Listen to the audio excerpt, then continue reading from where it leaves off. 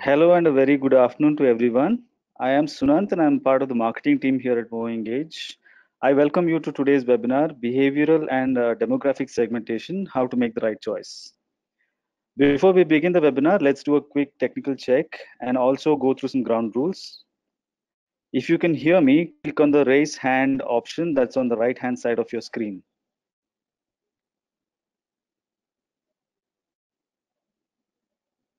Thank you. This is a live webinar and we'll be discussing segmentation, the various types and what works and what does not. We have a Q&A session at the end of the webinar and we'll answer any questions that you might have.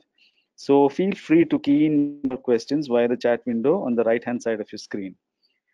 Another important information to all our attendees, we'll be sharing a recording of this webinar and the slides subsequently right after this webinar.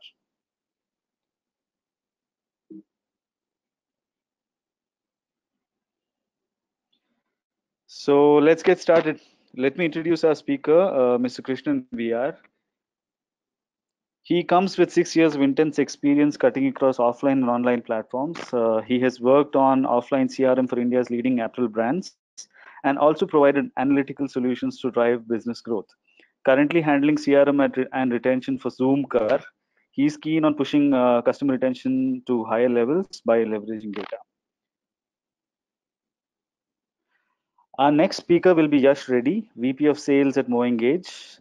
He is an IIT and IIM alumnus. Yash spearheads the sales engine at one of the fastest growing marketing automation platforms in APAC. He's passionate about all things mobile, fintech, and startups. He's a banker who turned into a business guy with cross-functional industry and geographical experience. So let me take a quick minute to speak about MoEngage. For those in the audience who are not, new to MoEngage, we are an intelligent customer engagement platform that helps consumer brands build meaningful conversations with their audience and fuel growth. We help top brands in over 35 countries build one-to-one engagement across a host of digital channels, bringing these companies closer to their customers.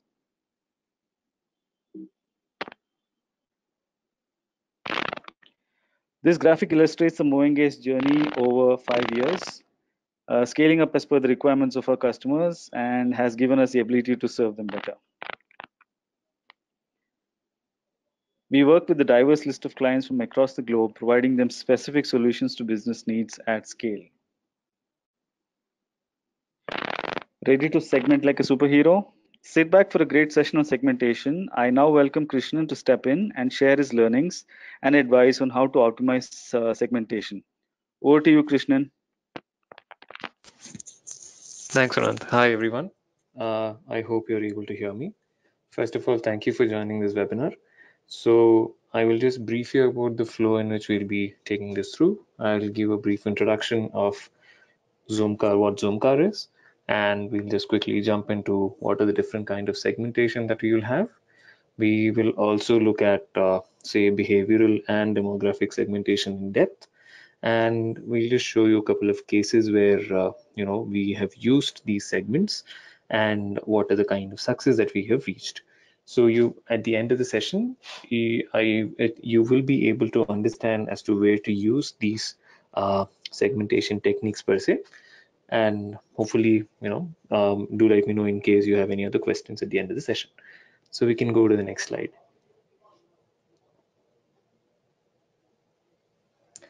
So like Sunant has introduced, so I handle the retention and CRM for Zoomcar. So Zoomcar was started in 2013. So it was started as self-driving car rental platform alone. So we were in the market. We are the leaders in the self-drive rental space. So far our operations are there in close to 50 cities with around 10,000 cars. So the plan is to expand to almost 25,000 by the end of the year. The overall user base that we have is around 4.8 million, and we clock close to 3,000 rides. So multiplied by the number of, so the data that we look at is huge. So all the data is, the one that is used for all the segmentation that we generally do. So other than Zoomcar, which is a driving, car rental platform, we also have a shared subscription platform called Zap. So which was started little recently in 2018.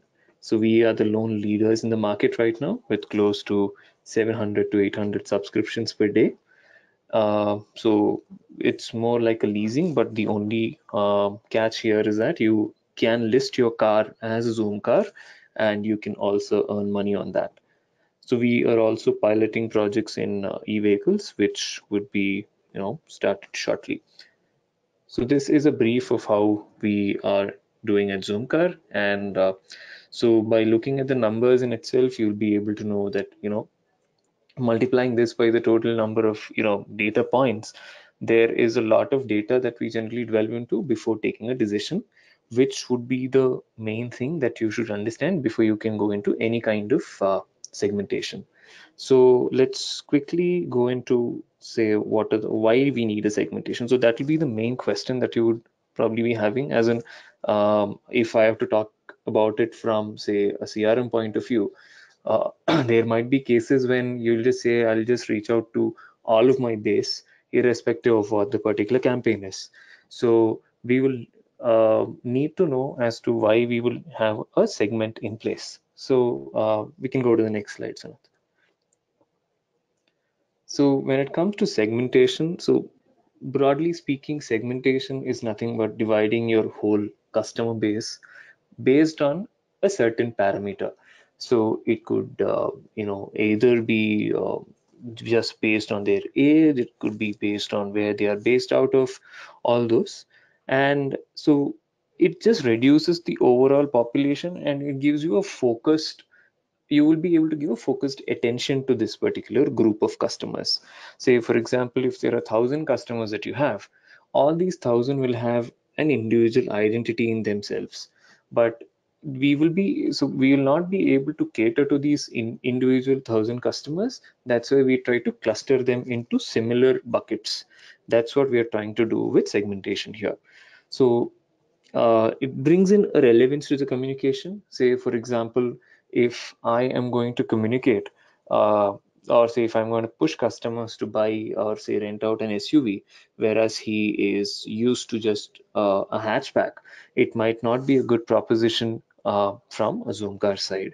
So that relevance will be missed from the whole communication that we generally send out. Also, this would increase the cost from the company point of view. So when you're going to a segmentation, you will be able to reduce the cost, you'll be able to target them better and get a much better conversion rate with respect to each campaigns. So as you can see in the right, so segmentation broadly can be split into four, two of which we will be discussing in depth today. So other than behavioral and demographic, we also have, say, a psychographic and geographic segmentation. We can move on to the next slide, Sana. So over here, we will try to cover in depth as to what these different segmentation techniques are, and and then deep dive into, say, behavioral and demographic segments alone.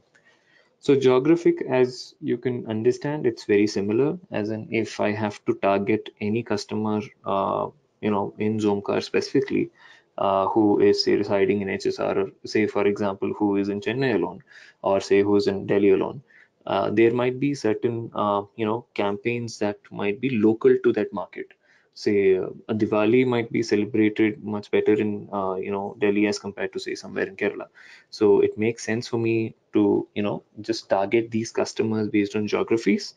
And that's why the geographic segmentation helps. Now, the second one is, say, the demographic segments. So demographic is nothing but the major. So these are the variables that you can almost instantly derive out of the customers. So it'll just be there, it'll be very direct. Say, for example, the age that he's going to key into, or say the location from where he is, say probably his gender, and so these are the major demographic segments, or say rather the variables that we will cover in this segment.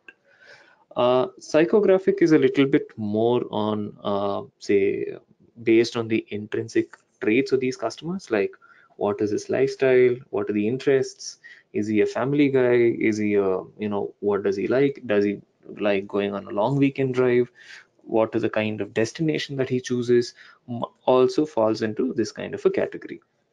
So going to the main part, which is behavioral. So this is more similar to psychographic, but just that it is derived based on the customer behavior of the brand. So by by what I mean when it comes to say customer behavior of the brand is that whatever transaction he makes with the brand will have an identity of the customer. Say for example, for the first time when a customer is say coming to Zoomcar, he might have chosen for a shorter drive and with a smaller car, maybe like a hatchback. And then later, as his journey in the brand improves, he would also leave a lot of traits which we deep dive into. We will be able to get much more information, which would probably say that he is going on a long weekend drive. He generally seeks a discount whenever he's going to book a Zoom car, or he might just wait for a certain occasion like a season, and then he's just booking that. So these are some of the behavioral segments that we could create. So in the next slide, what we will cover is the details on demographic and behavioral and when to use it. So we can move on to the next one. So what we've done here is just made it a little bit more simpler, and we're just going to talk about these segments. What do we define? Say a simple example, and as say I think more or less everyone who in the audience would probably be able to relate to will be the decision criteria, as in if you're a new startup who's just launching operations, you might probably have less of data. So as you can mature, which segmentation can you use and the difficulty. So as you can clearly see, demographic is a lot more direct. So it'll just be a very broad segment which will be able to cover the age or the gender or education. Say, for example, when you're going to talk about, say, apparel brands, specifically, say, gender might play a very important role because you might have to sell, say, women's wear just specifically to people who have either made a purchase which is from the women's wear side, or if they have, say, if you capture a gender field as such. And this is useful if you are an initial stage startup with pretty much new projects. So you just want to look at how your audience segment behaves, and the difficulty of creating such a segmentation is quite low. So this will be much easier for you. It will just involve a filter. You can just send out a campaign for these people. Whereas when it comes to behavioral, so over here, the classification is purely based on the derived variables that we create at based on the customer's interests. So this will all be based on the transactions that the customer has made on the platform and what are the variables that you can drive. So say for example, uh, the derived variables that you can generally use is, say, if you're if what is his discounting behavior, is he a high discounted guy, or does he generally choose, say, full price products for that matter? If he books a car on a weekday or a weekend, can also be one of these general examples that I can quote from Zoomcar's perspective. So this can be, you can create n number of data points which would be helpful when it comes to whole behavioral segmenting.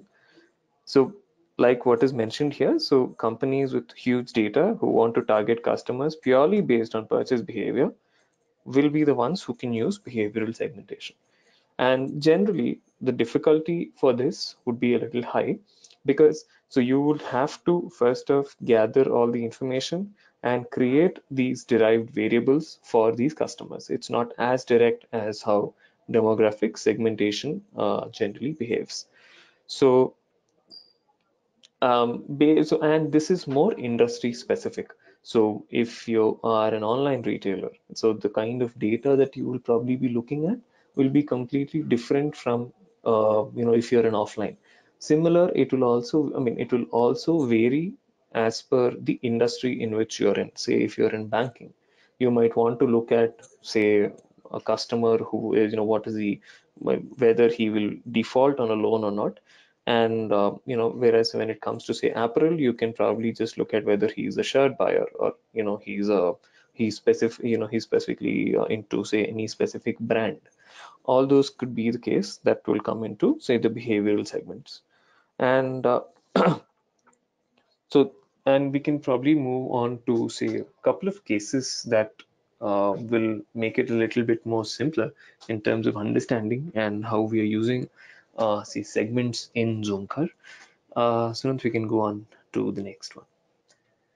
So like what I mentioned here, so Zoomcar also has another shared subscription platform which is called the Zap.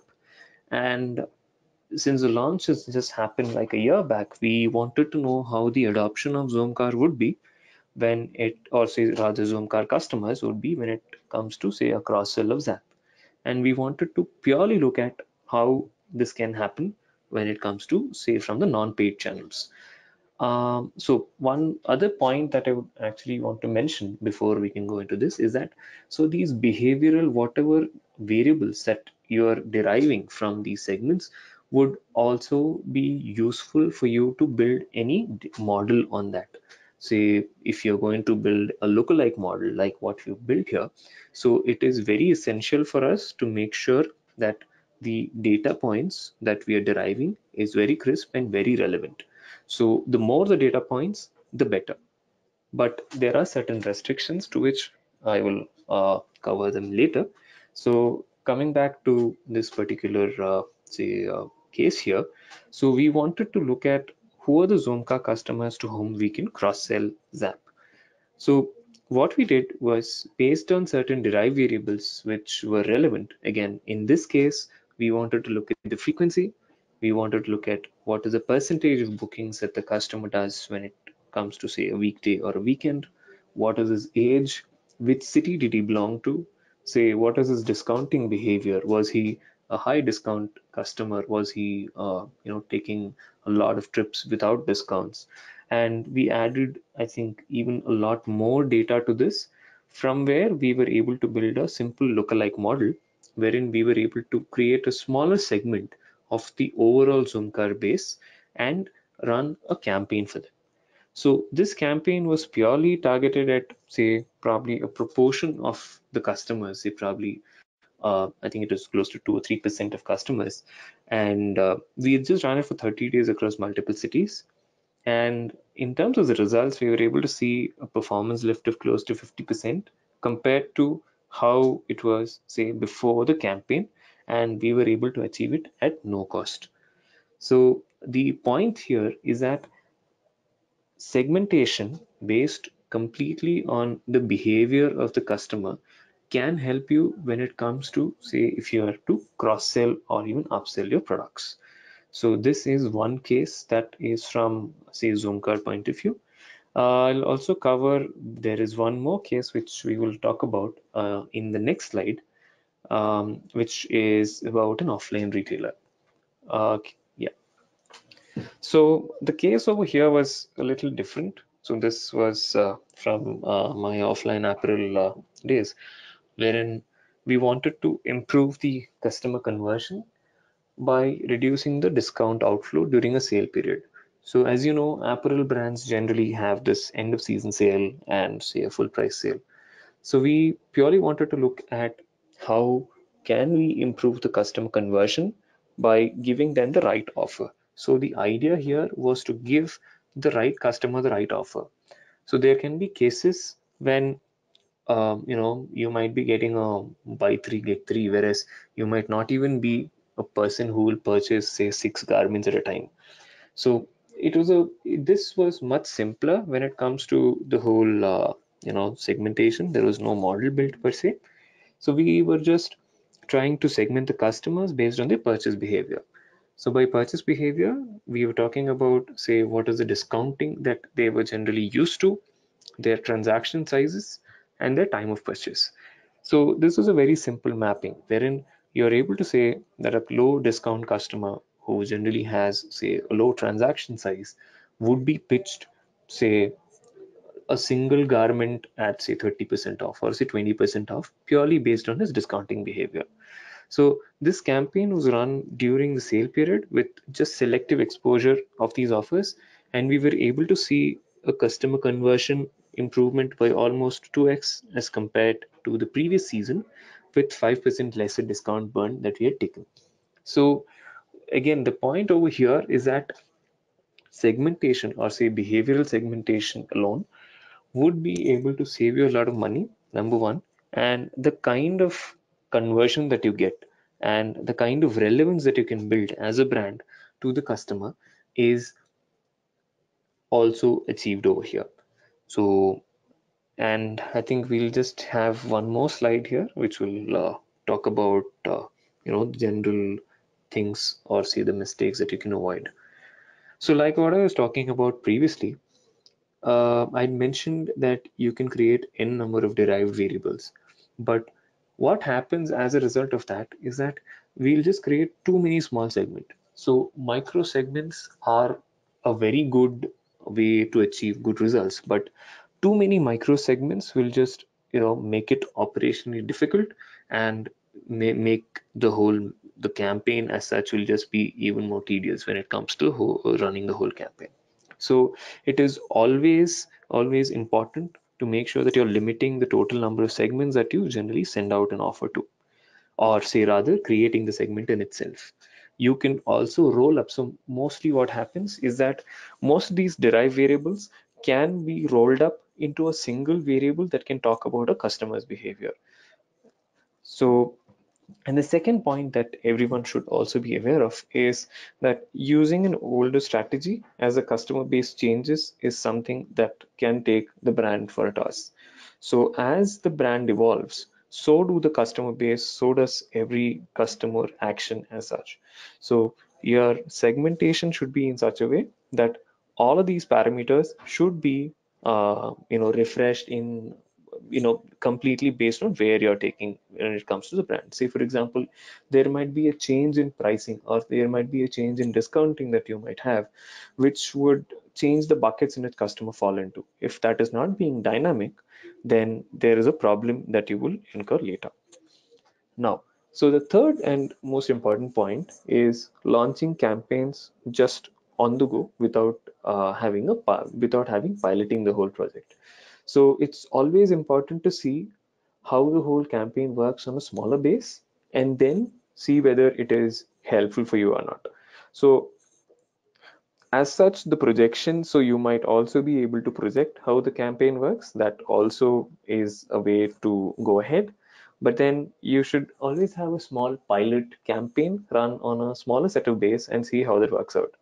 The pilot should be in such a way that it should not just be 1 or 2 days for you to decide. It again depends on what kind of business that you're in, but it should be for a specific period of time so that you will be able to measure the impact of that campaign correctly, which is again the fourth point. So unless the pilot project, or say unless the project is actually run for quite an amount of time, we'll not be able to have the exact measurement of the impact. uh, the fourth point also has, say, to talk about incorrect impact measurement. So you can also create a small segment which would just be a control group per se, as such. So which you can stop from any kind of from receiving any kind of campaigns as such, and you will be able to know as to how to measure the exact campaigns or the results that you can you're able to get it. Now, so coming to the whole point of how to make the right choice. So the right choice completely depends on what is the aim, or what is the aim that you're achieving, or what do you want to achieve with a particular campaign. So if it's going to be a broader aspect wherein you want to just target specific set of customers who belong to the same geography, who are from the same, or say, gender or an age group, then a demographic works fine. But as you grow and once you grow as a brand, you want to build that relevance when it comes to, say, understanding the customer. So you have to talk to the customer just the main important things which he expects, rather than just giving a very blanket offer. So not exactly offer, it can be any kind of communication per se. So with that, we can conclude the segmentation. We can over to Sunant right now.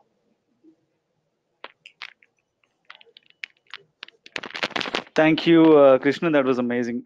Thank you for these insights. Segmentation is very interesting, and we appreciate you taking us through the various processes and explaining how Zoomcar does it so well. Appreciate it, Krishnan. So our next speaker, Yash Reddy, will take us through custom segmentation and how it helps in understanding customers and its importance in our marketing strategy. Over to you, Yash. Thanks, Krishnan Sanand. Great to see the foundation that has been laid out by Krishnan in terms of how do we go about segmentation at a high level, and what are the basic parameters that one could look at in terms of segmenting the user base. Custom segments essentially are all of these basic segments on steroids, right? After you scale up, once you scale up all your basic segments, it becomes impossible to start defining every segment right from the scratch, right? So custom segments become very handy. Essentially, what we mean by custom segments here is all of these are predefined segments which define the characteristics of a particular cohort of users, right? Just to give you an example here, a typical custom segment could be something like dormant fashion customers in Bangalore, right?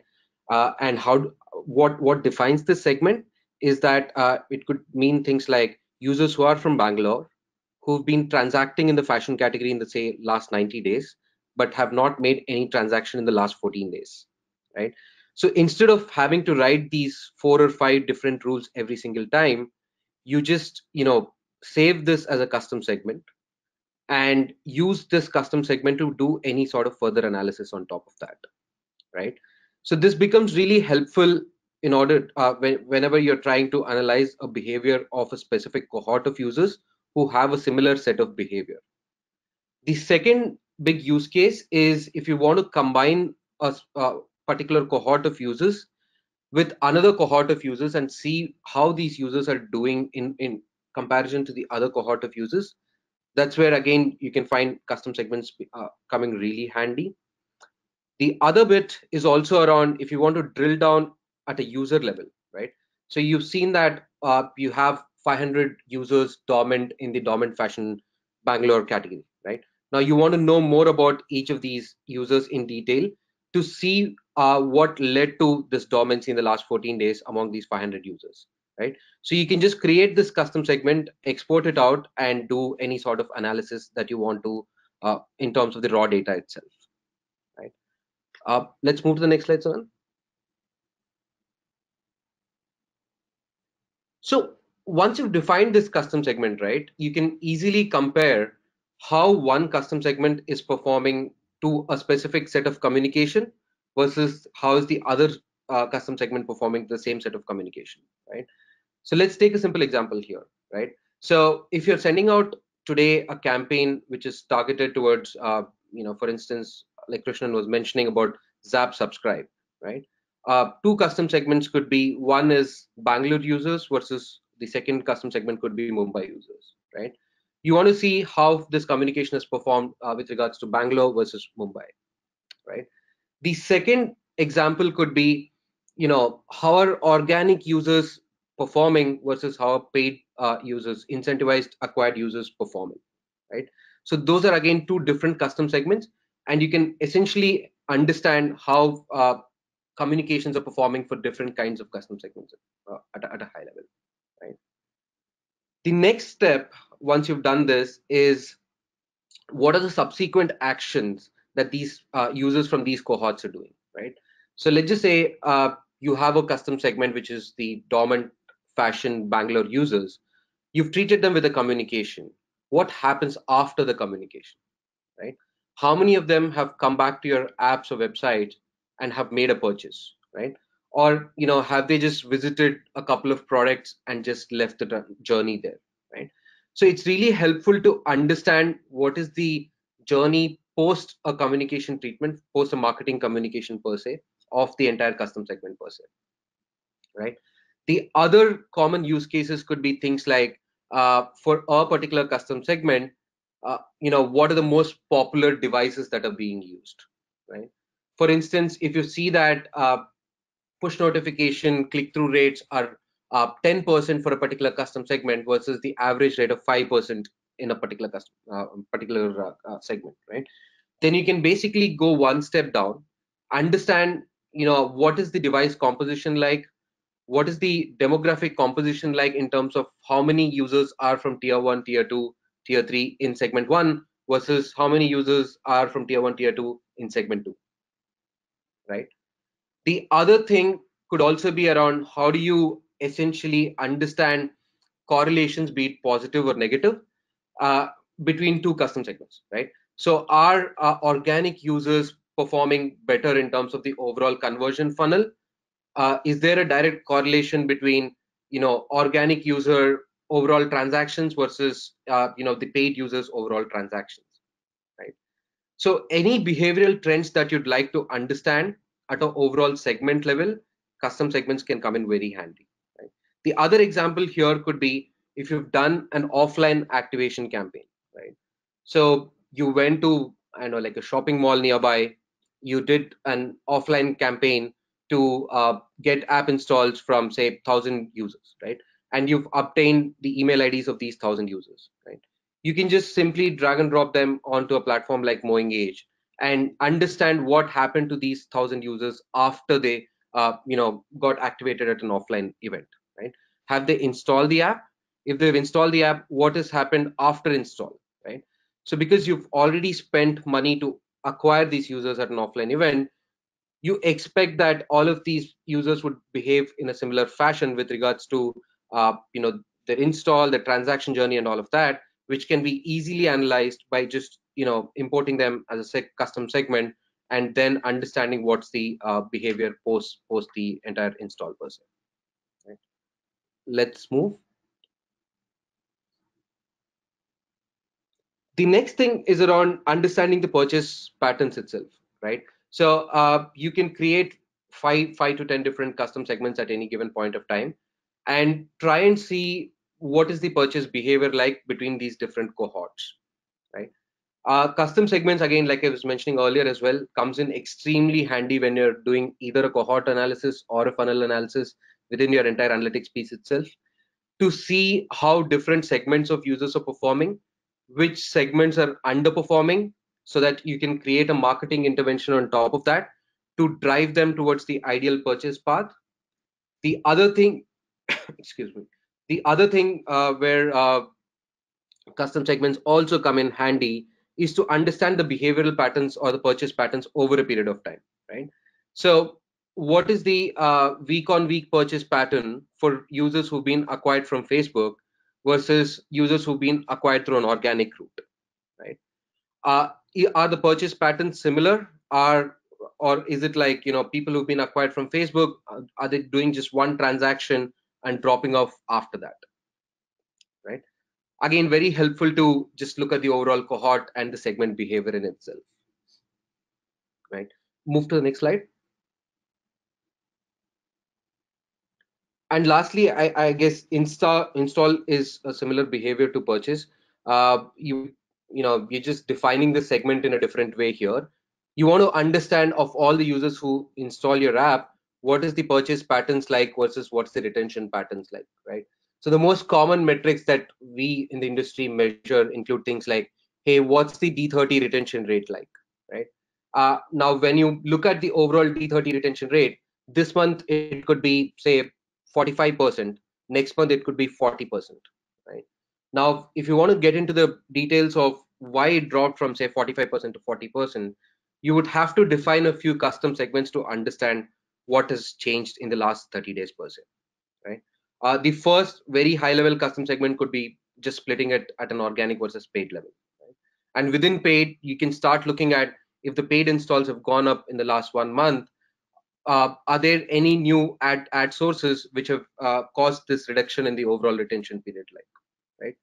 And similarly, if you're looking at your purchase patterns, if your overall conversion rate last month was say 3.4% and this month is at say 3.7%, you could also look at different cohorts to understand what has changed in the last 1 month, which segment of users are performing better, what has influenced the overall conversion rate, right?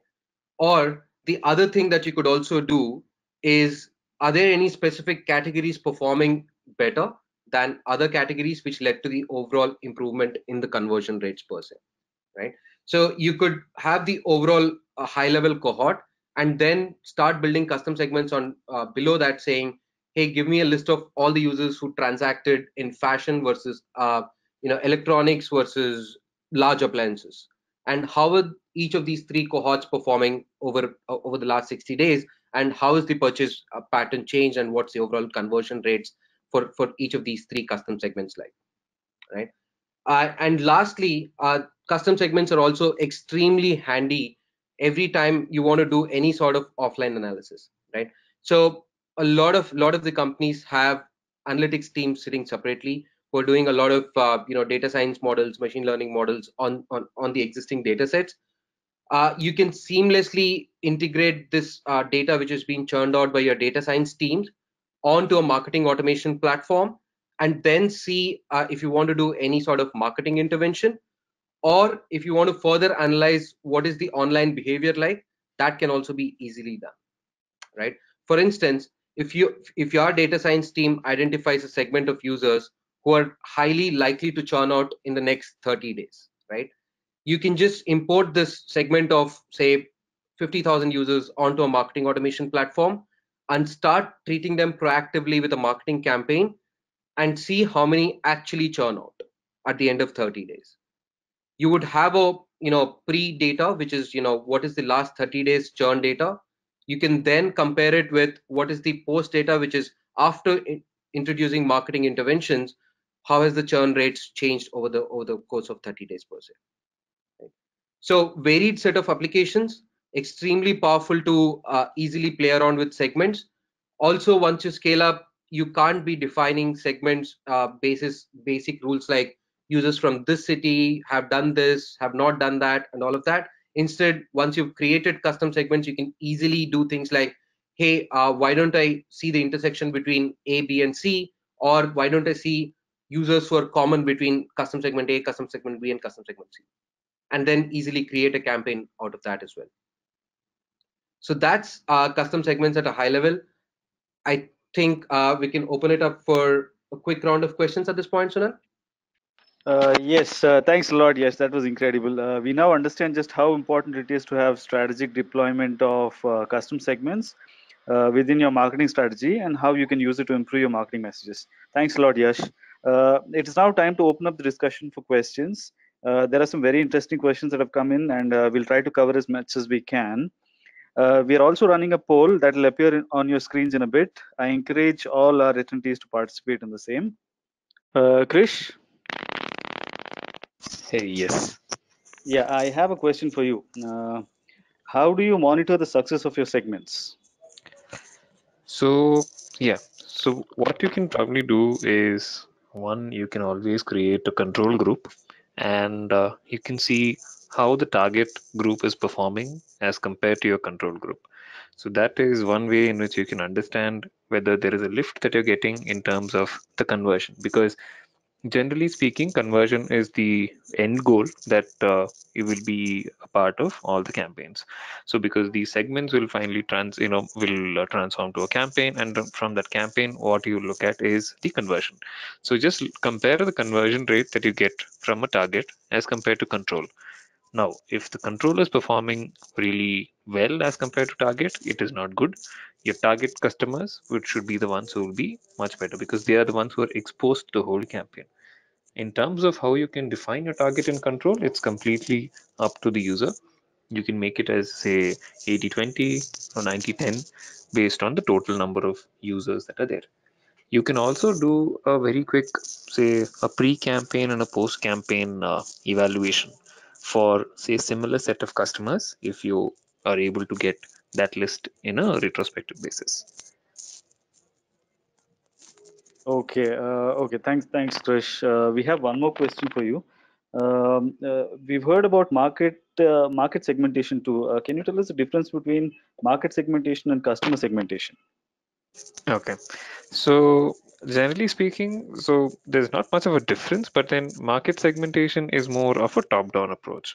Say market segmentation will be based on the USP of the product. Say, for example, if you are an FMCG and say if you have say if you're talking about say detergent, so you might want to cater to different kind of audience, so that's why you would create say probably a 250-gram pack, a 1 kilo or a 2 kilo pack. So that is how a market segment is generally done. It's completely based on the USP of your product, and it might be a little bit of an overlap along with say the demographic segments that we were generally talking about. Say it might be targeted specifically at say as a gender, or say a premium, say a premium or a mid premium, or based on say value based customers. That is generally what a market segment is. Whereas the customer segment, like what you're talking about, it's more of a bottom up approach. So wherein we look at the customer and then from there we try to create a segment. At so it is at an individual level that we start and we roll it up, whereas in the market segment it's the other way around. Okay, thanks a lot. Yeah, we have one more question. I think either Yash or Krish can take this. How can we create a list of people transacting in fashion category in the past 90 days, but have not made a transaction in the last 90 days? I think Yash would be the better person to ask.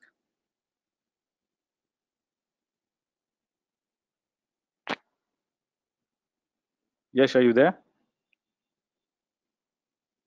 Hey, sorry, I briefly lost you there. Yeah, yeah. Do you want me to repeat the question? Yeah, that'll be good. Yeah. So the question was, how can we create a list of people transacting in, say, a fashion category in the past 90 days, but have not made a transaction in the last 90 days? Okay. Obviously, I That's a mean, very if specific question. transacted in fashion category, there's definitely a transaction that has happened in the last 90 days. So I'm not really sure what exactly is meant by that. But at a high level, what we typically encounter is people who've transacted, say, in the last 3 months and not transacted in, like, people who've transacted in the last 91 days and people who've not transacted in the last 90 days. So that's something that can be easily replicated on a marketing platform. Uh, or the other way to look at that question would be people who have transacted only in the fashion category and have not made any other transaction in any other category, which is again can be replicated using a simple exclusion criteria that, hey, give me the list of all the users who've transacted in the fashion category and exclude users who've transacted in anything but fashion category. Okay. Okay. Thanks, Yash. I think that's all the time we've got. We've reached the end of the webinar. Thank you, Krishna and Yash, for your invaluable time, and more importantly, sharing your insights and knowledge about this crucial aspect of marketing. A big thank you to our audience for staying with us and your active participation. We'll share a recording of this webinar in the coming days, so stay tuned. Thanks, Yash and Krish, and thanks, everybody. Thanks a lot. Thanks Thanks, everyone. Thanks, Yash. Bye.